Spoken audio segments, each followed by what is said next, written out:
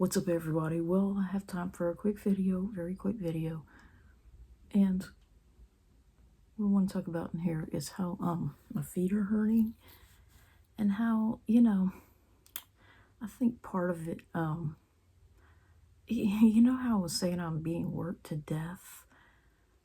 I mean, my mom, she always looks back and says that I don't qualify as being worked to death, because she could work so much faster and more efficiently and do more than I do. But I don't think I ever completed my thought in one of my videos when I first came back about how, now, one thing I hate is how both my parents are guilty of wanting to go as long as humanly possible without cutting the grass. They think they're saving money on gas and everything involved in lawn care. In the case of my mom, she thinks she's saving the money she would give the guy to cut her grass. And my dad, well, he thinks he's saving the gas money, and the string, for the weed eater that he rarely runs. But all they're really doing is, they're just making it harder to cut. Ideally, you would go no more than 5 to 7 days between cuttings around here. In Texas, it was clearly 7 days. They were on a schedule at the apartment, and that worked perfectly. To wait 7 days exactly to cut the grass. Well, around here we get a little more rainfall. It's basically same climate, more rainfall is how I would describe this place. It's like same temperature, more rain. And around here you would do better if it could be every 5 or 6 days. But if that doesn't work, 7 is okay, though it's just very tough in the summer. But what they're doing is making the grass harder to cut. And any yard man will tell you this, that they don't like to switch to bi-weekly. Because it makes it harder to cut and it bogs the mower and it stops. And, and I think my mom wore out her lawnmower. It could have lasted longer if she cut it more often. But, that it just goes in one ear and out the other with both of them. They know that, but they're not going to do it right. And it's not just the looks of the yard. Like I said, it's easier. I mean, it's hard on the mower, to make it cut 2 or 3 weeks worth of grass. And, that's actually, even that would be an improvement over what my parents are doing. Practically once a month is what my mom's trying to do. And I don't know if we've cut it maybe once in early September and not since then, and we're already gone into October. So anyway, what's happening around here is I'm literally being worked to death by him. Like, I wouldn't call my parents abusive, but, they're both very unpleasant to be around, both of them in different ways. And the grass is only part of it. That's only the outward manifestation that others see. But my life is very unpleasant at either place, and I hate it. And this is one of my rare opportunities to make a video. If it were up to me, I'd have at least an hour every day where I'm completely alone. And so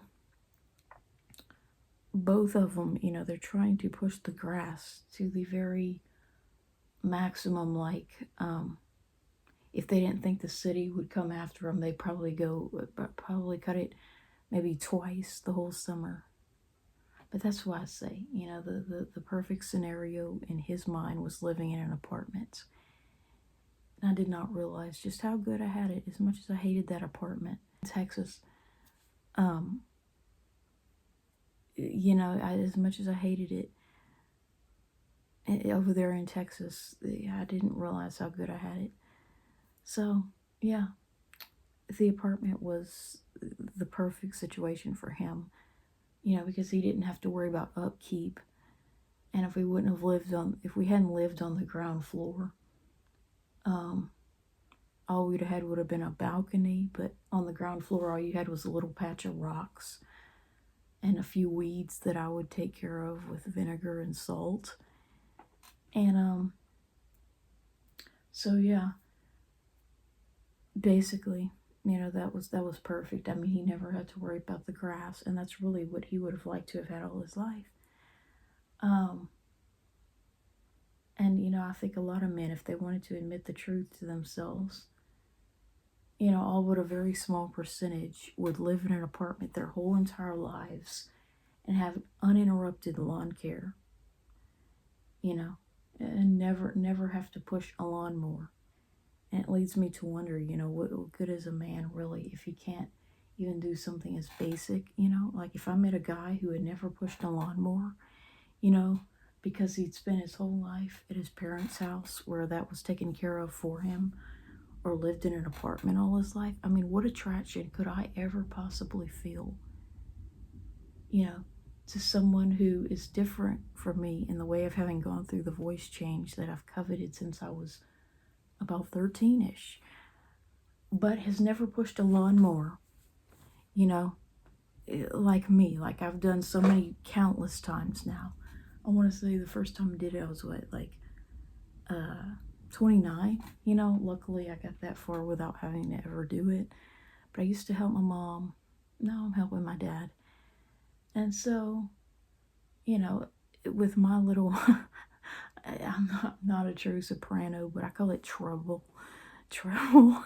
even though that's sort of kind of exclusive to boy choirs, but that's kind of the point. It sounds so much better than mezzo soprano or alto in my mind, But if I have actually had to push a lawnmower, at one point when I was on my period a few times before I got rid of that problem, as a female, if I've had to go out there in the heat as a female and push a lawnmower, then what attraction could I ever possibly have to a bearded individual, that's tall and deep-voiced and everything, but who has never done it, you know what I'm saying? For various reasons, has never done it.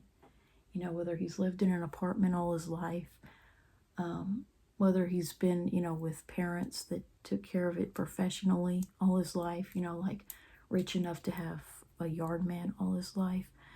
And I think that is so unattractive, in the neighborhood, to see these boys who are either going through puberty or have completed it, but yet their father still cuts the grass and never even forces them to try or to learn like an apprentice. It's never even a group effort, wherein father and son, with his new deep voice, now get out there and try to, cut the grass together. You know what I'm saying? Like I help my parents. I mean, normally I'm not the only one cutting the grass, but we take turns until my mom's lawnmower broke. And that is so unattractive to me. When a guy, has all the physical manifestations of maleness or, manhood or whatever, but yet he doesn't actually have to go outside and do anything physical. You know what I'm saying? I don't care how rich you are. Men think that's a turn on, that they're high value because they have so much money. Well, if you have so much money that you've never actually had to use your hands to the full capacity of what I consider masculine, just simply cutting your grass, just simply, just doing manual labor, get it? Begins with man. If you've never really had to do anything physical in your life, because you're so rich, your money has allowed you to be, how would you say, more delicate than a female, and have softer hands than some women, especially moms, then how could that be manly or attractive? You know what I'm saying? If the most physical activity you've ever had in your life was organized sports that, cost your parents a lot of money, though they could afford it, or playing golf with little white gloves, or, all these fake physical activities that rich guys do, how could that be attractive to someone like me, who I guess you'd consider lower class? You know what I'm saying? How could it be attractive when you're 6 feet tall, but you've never pushed a lawnmower? And I have, with my little, I call it choir boy, but it's really a female voice, and at one point menstruating, female body. I've had to go out there, and with my inability to take off my shirt, thanks to something I'm not showing or trying not to show, female and all 5'4" me. How could that be attractive? How could it be, you know what I'm saying? How could it be attractive to me? That you've never even gotten on a riding lawnmower. And the other thing I want to talk about is, while I still have a moment, is how it's just so sad, and it's just a perfect picture of my crappy life. It may not suck as much as when I was in junior high, but it sucks in different ways. And it's like I go outside and do physical, manual man's work. I do masculine things like cutting the grass. And this is just so perfectly symbolic of what it's like to be a lower class female, where you have to tap into both your masculine and feminine energy. And so I've had to go outside and help cut the grass for both of my parents at different times. But then at my dad's house, I come inside and still have to fix food like a woman. And then after that food is fixed, I may even have to run the dishwasher, stack and run the dishwasher. I have to, rinse the plates so that they don't have days worth of food dried up in them, because he will never bring his plate even to the kitchen. So I have to wash the dishes for both of us by hand, and then, if it's time to run the dishwasher, I do that. So it's like I go outside and do manual man's work, and come inside and do women's work, like cooking, and stacking the dishwasher and running it, and, doing laundry, if I've been sweating all day. So that is why my feet are wearing out, because this weak little delicate body of mine was not created to do both men's and women's work. And I'm only 42, and it's like my body is just not as forgiving as it used to be. It's like I still have the voice of a child, so to speak, or at least I perceive it that way. But it's just so sad. It's like I'm becoming an old person without ever having a prime, so to speak, without ever, having the benefit of a youth, or, you know what I'm saying? I feel like an undernourished kid in a third world country, even though I'm just a normal, healthy, much healthier than average female in reality. Doesn't get much healthier than me when it comes to infrequent colds. If I get any fewer colds, I'll be going decades without one. But it's like, these kids in these third world countries that have always fascinated me, because, we'd be watching something like National Geographic or something, and you'd have these kids in Africa that were so undernourished, so malnourished, that, they were all late bloomers. My theory is that there have always been early and late bloomers.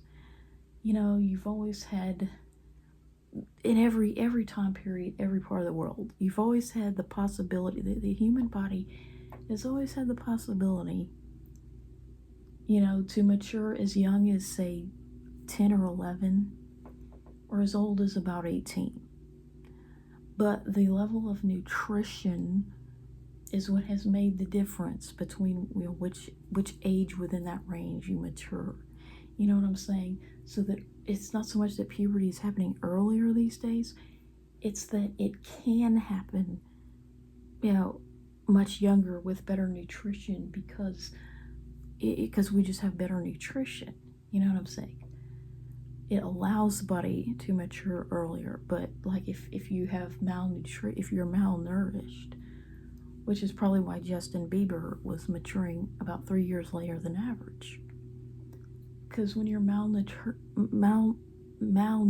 when you have malnutrition in the first couple years of life, it's almost like being younger, because in childhood it's like when you're malnourished. And so that's why probably the boys with the higher voices in middle and high school are probably, if you saw their parents' bank accounts, they tend to be at the poor end of the spectrum. And so when people in general didn't have as good of nutrition, like in the 1800s and all that, well, it was more common to be a late bloomer, but they still had the early ones. You know what I'm saying? Early ones did exist. And you probably did have 12 and 13-year-olds born in the 1800s that did, were going through the voice change. It just wasn't as common. And, late bloomers were more common, but now they're less common because we have better nutrition. But still in the third world, they're still maturing, and this always fascinated me. They're maturing more at the age like people used to, in Europe and the US. There are more like 16 and 17-year-olds whose voices haven't broke, in these countries where they're starving to death. And that's why, because their nutrition level doesn't allow their bodies to mature on time. But unfortunately, my puberty was the female kind, and it happened quite early in life, because I was not malnourished, and neither was my sister. So we matured at about the same age. She may have had a period 3 months younger. But, so we were early maturing females. I'm not a late maturing male. But my body, it's like they'll go from still looking and sounding like a kid at 15. They mature late, but then they finally do, catch up sometime in their 20s. But then as they get past 30, they age more rapidly, so that they already look old, by the time they're 40 like me. And then they die younger in those countries.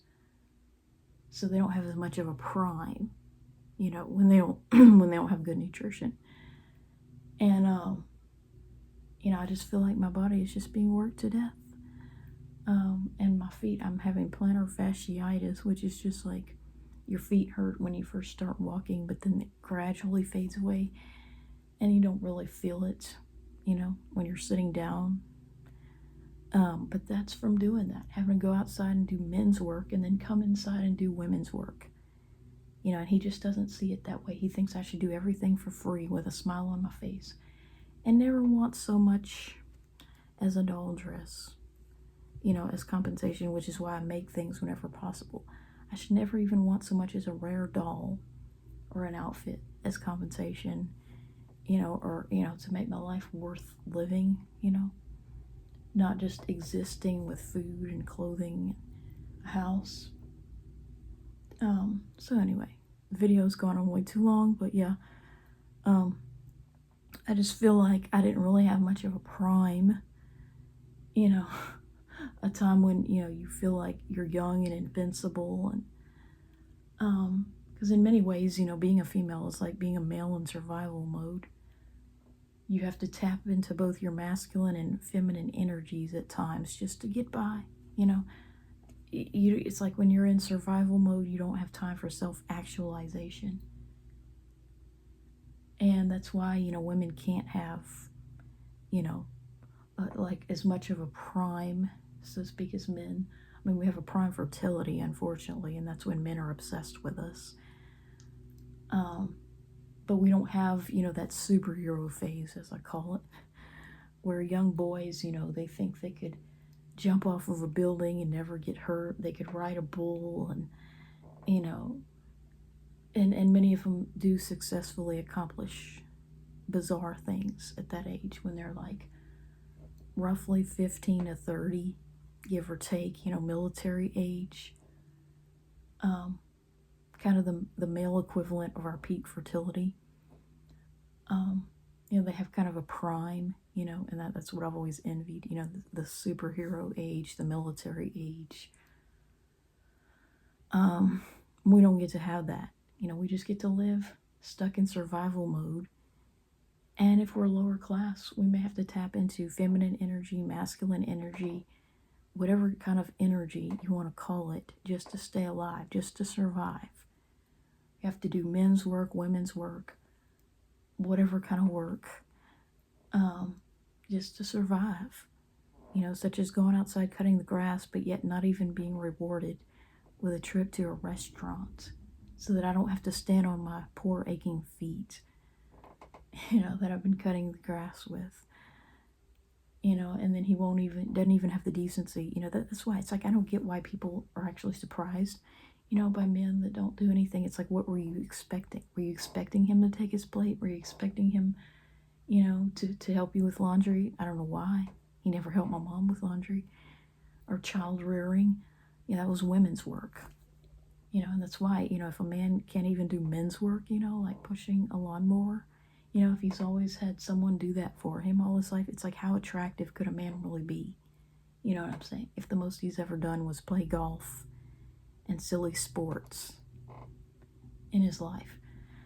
So yeah, video's gone on too long. So,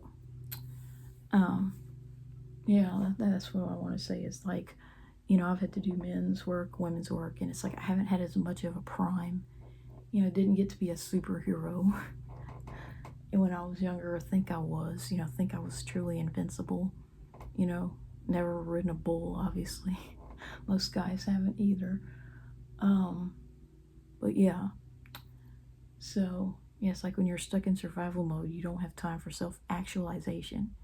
But yet they wonder why we're not just, you know, falling all over ourselves in love with them and wanting to be feminine and wanting to handicap ourselves further. You know, when, if you're lower class, like I said, you're stuck in survival mode.